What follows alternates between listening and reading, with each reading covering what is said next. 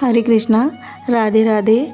हम सभी साधक श्री चैतन्य महाप्रभु की चरितावली श्रवण कर रहे हैं। प्रसंग है व्यास पूजा को अग्रसारित करते हुए। व्यास पूर्णिमा के दिन सभी भक्त स्नान संध्या वंदन करके श्रीवास पंडित के घर आए।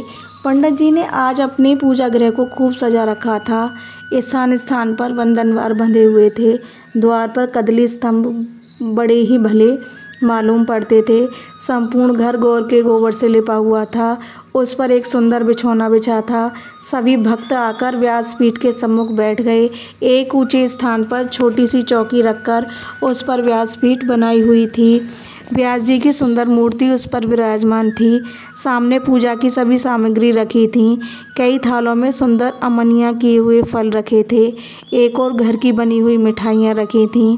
एक थाली में अक्षत, धूप, दीप, नैवेद्य, तांबूल, पूंगी फल, पुष्पमाला तथा अन्य सभी पूजन की सामग्री सुशोभित हो रही थी। पीठ के दाईं ओर आचार्य का आसन बिछा हुआ था। भक्तों के आग्रह करने पर पूजा की पद्धति को हाथ में लिए हुए श्रीवास पंडित आचार्य के आसन पर विराजमान हुए। भक्तों ने विधिवत व्यास जी का पूजन किया। अब नित्यानंद प्रभु की बारी आई। वे व्यास जी के कहने से पूजा करने लगे। श्रीवास पंडित ने एक सुंदर सी माला नित्यानंद जी के हाथों में देते हुए कहा, श्रीपाद, इसे व्यास जी को पहनाइए। श्रीवास जी के इतना कहने पर भी नित्यानंद ने माला व्यास देव जी को नहीं पहनाई। वे उसे हाथ में लिए हुए चुपचाप खड़े रहे। इस पर फिर श्रीवास पंडित ने जरा जोर से कहा, श्रीपाद, आप खड़े क्यों हो? माला पहनाते क्यों नहीं? जिस प्रकार कोई पत्थर की मूर्ति खड़ी रहती है, उसी प्रकार माला हाथ में लिए नित्यानंद जी ज्यों के त्यों ही खड़े रहे, मानो उन्होंने कुछ सुना ही नहीं। तब तो श्रीवास जी पंडित घबराए। उन्होंने समझा नित्यानंद जी हमारी बात तो मानेंगे नहीं। यदि प्रभु आकर इन्हें समझावेंगे तो जरूर मान जाएंगे। प्रभु उस समय दूसरी ओर बैठे हुए थे। श्रीवास जी ने प्रभु को बुलाकर कहा, प्रभु, नित्यानंद जी व्यासदेव को माला नहीं पहनाते। आप इनसे कह दीजिए माला पहना दें, देरी हो रही है। यह सुनकर प्रभु ने कुछ आज्ञा के से स्वर में नित्यानंद जी से कहा, श्रीपाद, व्यासदेव जी को माला पहनाते क्यों नहीं? देखो, देर हो रही है। सभी भक्त तुम्हारी ही प्रतीक्षा में बैठे हैं। जल्दी से पूजन समाप्त करो, फिर संकीर्तन होगा। प्रभु की इस बात को सुनकर निताई नींद से जागे हुए पुरुष की भांति अपने चारों ओर देखने लगे, मानो वे किसी वस्तु का अन्वेषण कर रहे हों। इधर उधर देखकर उन्होंने अपने हाथ की माला व्यासदेव जी को तो पहनाई नहीं, जल्दी से गौरांग के सिर पर चढ़ा दी। प्रभु के लंबे लंबे घुंघराले बालों में उलझकर वह माला बड़ी ही भली मालूम पड़ने लगी। सभी भक्त आनंद में बेसुध से हो गए। प्रभु कुछ लज्जित से हो गए। नित्यानंद जी प्रेम में विभोर होने के कारण मूर्छित होकर गिर पड़े। आहा, प्रेम हो तो ऐसा हो। अपने प्रिय पात्र में ही सभी देवी देवता और विश्व का दर्शन हो जाए।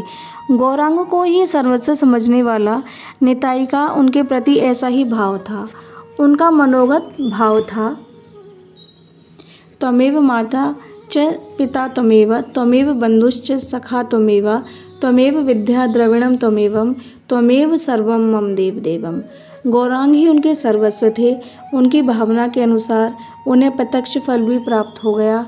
उनके सामने गौरांग की यह नित्य की मानुषिक मूर्ति विलुप्त हो गई। अब उन्हें गौरांग की षटभुजी मूर्ति का दर्शन होने लगा। उन्होंने देखा गौरांग के मुख की कांति कोटि कोटि सूर्यों की प्रभा से भी बढ़कर है। उनके चार हाथों में शंख, चक्र, गदा और पद्म विराजमान है। शेष दो हाथों में वे हल मूसल को धारण किए हुए हैं। नित्यानंद जी प्रभु के इस अद्भुत रूप के दर्शनों से अपने को कृतकृत्य मानने लगे। उनके नेत्र उन दर्शनों से तृप्त ही नहीं होते थे। उनके दोनों नेत्र बिल्कुल फटे के फटे ही रह गए। पलक गिरना एकदम बंद हो गया। नेत्रों की दोनों कोरों से अश्रुओं की धारा बह रही थी। शरीर चेतना शून्य था। भक्तों ने देखा उनकी सांस चल नहीं रही है। उनका शरीर मृतक पुरुष की भांति अकड़ा हुआ पड़ा था। केवल मुख की अपूर्व ज्योति को देखकर और नेत्रों से निकलते हुए अश्रुओं से ही यह अनुमान लगाया जा सकता था कि वे जीवित हैं। भक्तों की ऐसी दशा देखकर बड़ा भय हुआ। श्रीवास आदि सभी भक्तों ने भांति भांति की चेष्टाओं द्वारा उन्हें सचेत करना चाहा, किंतु उन्हें बिल्कुल भी होश नहीं हुआ। प्रभु ने जब देखा कि नित्यानंद जी किसी भी प्रकार नहीं उठते, तब उनके शरीर पर अपना कोमल कर फेरते हुए प्रभु अत्यंत ही प्रेम के साथ कहने लगे, श्रीपाद अब उठिए। जिस कार्य के निमित्त आपने इस शरीर को धारण किया है, अब उस कार्य के प्रचार का समय सन्निकट आ गया है। उठिए और अपनी अहेतु की कृपा के द्वारा जीवों का उद्धार कीजिए। सभी लोग आपकी कृपा के भिखारी बन बैठे हैं, जिसका आप उद्धार करना चाहें उसका उद्धार कीजिए। श्री हरि के सुमधुर नामों का वितरण कीजिए। यदि आप ही जीवों के ऊपर कृपा करके भगवान नाम का वितरण ना करेंगे तो पापियों का उद्धार कैसे होगा।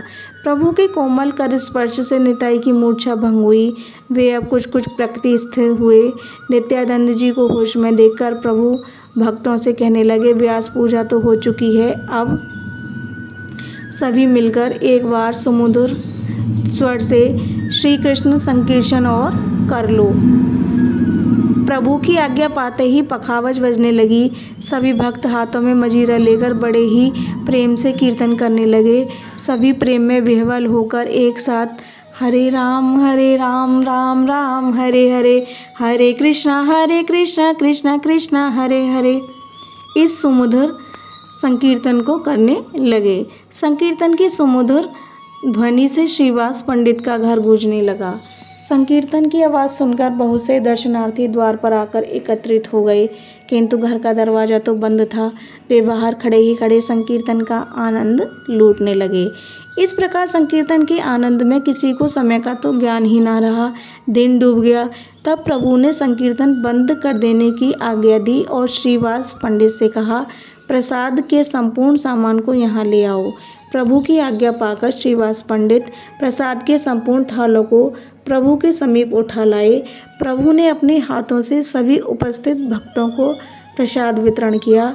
उस महाप्रसाद को पाते हुए सभी भक्त अपने अपने घरों को चले गए। इस प्रकार नित्यानंद जी श्रीवास पंडित के ही घर में रहने लगे। श्रीवास पंडित और उनकी धर्मपत्नी मालिनी देवी उन्हें अपने सगे पुत्र की भांति प्यार करते थे।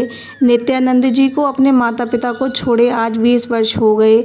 20 वर्षों में ये इसी प्रकार इस विदेशों में घूमते रहे। 20 वर्षों के बाद अब फिर से मात्र पितृ सुख को पाकर ये परम प्रसन्न हुए। गौरांग भी इनका हृदय से बड़ा आदर करते थे। वे इन्हें अपने बड़े भाई से भी बढ़कर मानते थे। तभी तो यथार्थ में प्रेम होता है। दोनों ही ओर से सत्कार के भाव हो तभी अभिन्नता होती है। शिष्य अपने गुरु को सर्वस्व समझे और गुरु शिष्य को चाकर न समझकर अपना अंतरंग समझा सके, तभी दृढ़ प्रेम हो सकता है। गुरु अपने गुरुपने में ही बने रहें और शिष्य को अपना सेवक अथवा दास ही समझते रहें। इधर शिष्य अनिच्छापूर्वक कर्तव्य सा समझकर अपनी सेवा शुश्रूषा करता रहे तो उन दोनों में यथार्थ प्रेम नहीं होता। गुरु शिष्य का बर्ताव तो ऐसा ही होना चाहिए जैसे भगवान श्री कृष्ण और अर्जुन का था, अथवा जनक और सुखदेव जी का, जैसा शास्त्रों में सुना जाता है। नित्यानंद जी गौरांग को अपना सर्वस्व ही समझते थे, किंतु गौरांग उनकी सदा पूज्य की ही भांति आदर सत्कार करते थे। यही तो इन महापुरुषों की विशेषता थी। नित्यानंद जी का स्वभाव बड़ा चंचल था। वे कभी कभी स्वयं अपने हाथों से ही भोजन नहीं करते।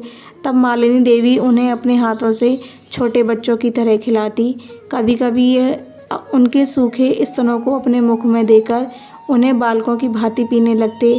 कभी कभी उनकी गोद में शिशुओं की तरह क्रीड़ा करते।